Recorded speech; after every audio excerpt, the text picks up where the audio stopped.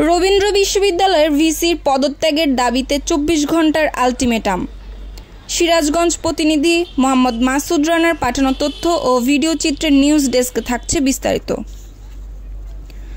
রবীন্দ্র বিশ্ববিদ্যালয়ের ভিসি শাহ আজমের পদত্যাগ দাবি করেছেন শিক্ষার্থীরা। পদত্যাগের জন্য ২৪ ঘন্টার সময় বেঁধে দিয়েছেন শিক্ষার্থীরা। আজ মঙ্গলবার দুপুরে রবীন্দ্র বিশ্ববিদ্যালয় একাডেমিক ভবন ১-এ ভিসির পদত্যাগ দাবিতে বিক্ষোভ করেছে ছাত্রছাত্রীরা।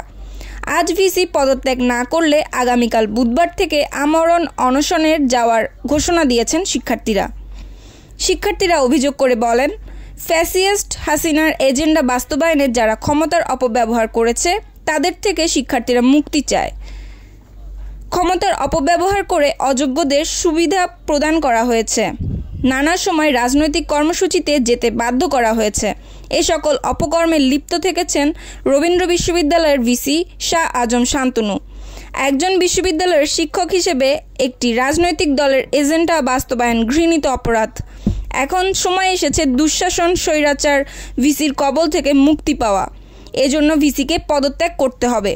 বিক্ষোভ চলাকালে বক্তব্য দেন রবীন্দ্র বিশ্ববিদ্যালয়ের সমাজ বিজ্ঞান বিভাগের ৪র্থ বর্ষের ছাত্র হাবিব আদনান। আপনারা সবাই অবগত আছেন যে আমাদের ৫ই আগস্ট পুরো বাংলাদেশ স্বাধীনতা অর্জন করে এবং ছাত্ররা তাদের দাবি দাওয়া দিয়ে স্বৈরাচার খুনি হাসিনাকে দেশ থেকে পালিয়ে যেতে তিনি বাধ্য হন এবং কি স্বৈরাচার হাসিনাকে ৯ দফা দাবি দিলেও তিনি তা মানতে রাজি হননি।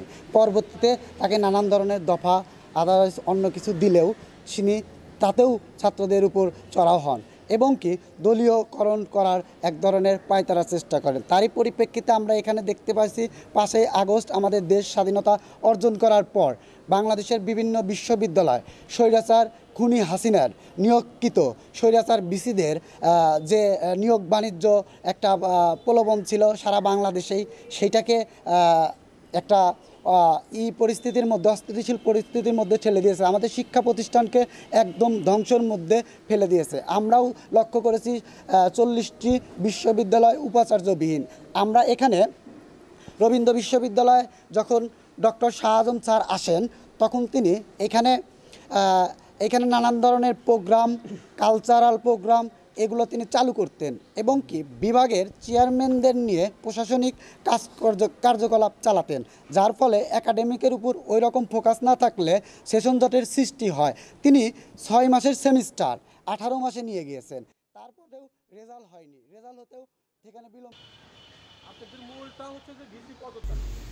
নিউজ ডেস্ক, সুপ্তি রায়, ভোরের আকাশ।